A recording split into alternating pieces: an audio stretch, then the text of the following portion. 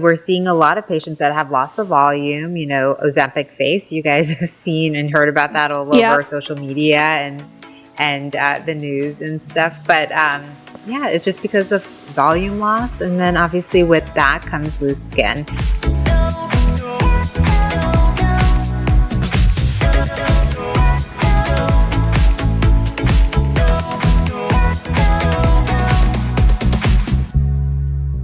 Hi guys, welcome to Lipstick and Lipo, your unfiltered guide to plastic surgery. We are super excited to dive into this topic, Ozempic. It's a super hot topic. Semiglutides are all over plastic surgery, and we want to tell you a little bit about them, what it's doing to the world of plastic surgery, and then a few things if you have an upcoming surgery that you definitely want to know about. So definitely a hot topic, right, Smita? It's such a hot topic, and it's just so interesting that it's so prevalent now, that we're really seeing just a rise in plastic surgery procedures. The other day I was in the OR lounge and I actually heard the orthopedic surgeons talking about it too, and how, they expect that in the upcoming years that there's just going to be more patients that are going to need surgery, mostly because they're candidates now and maybe they weren't before.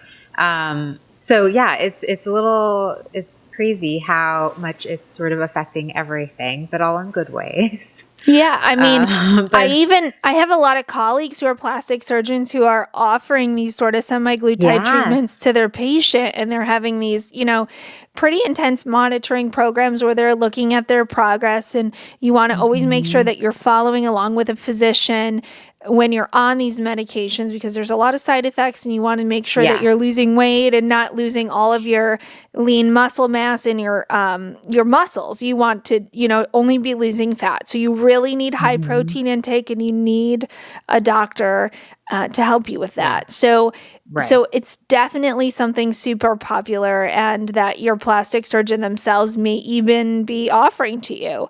But it's like you said, it's opening up plastic surgery to people who, number one, maybe were too heavy to even be candidates.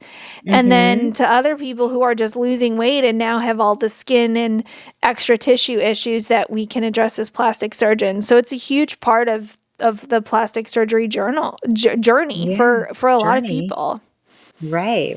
I mean, I think that's sort of what we're seeing, right? The aftermath of the weight loss, just like losing weight after bariatric surgery, weight loss surgery, right?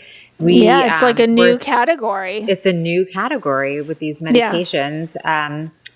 And so we're seeing a lot of patients that have loss of volume, Ozempic face. You guys have seen and heard about that all over social media and the news and stuff. But it's just because of volume loss. And then obviously with that comes loose skin, which, once you have loose skin, that's the thing, right? I mean, we can work on muscle, we can work on fat, diet and exercise. But when it comes to skin, once you have that loose excess skin, it's really there's nothing else you can do. Yeah, there's not much you can do about it other than excising. Yeah, we just have to take it out.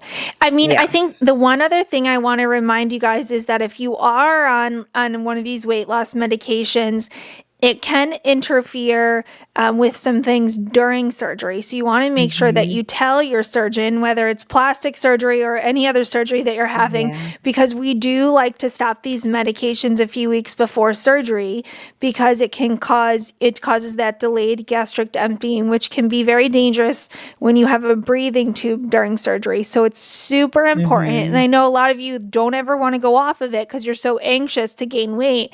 But it is so important for your safety that you let your doctor know so that we can stop it and just do a few things a little bit differently in surgery to make sure that your stomach empties and that you're safe for your procedure.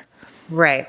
No, I mean, I love that you brought that up, because that's one of the things where, it can make a big difference in all the preoperative stuff that we need to do, getting you ready for surgery.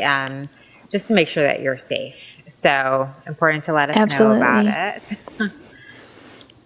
I think there's going to be so much more on this topic. I don't think this is going to go anywhere.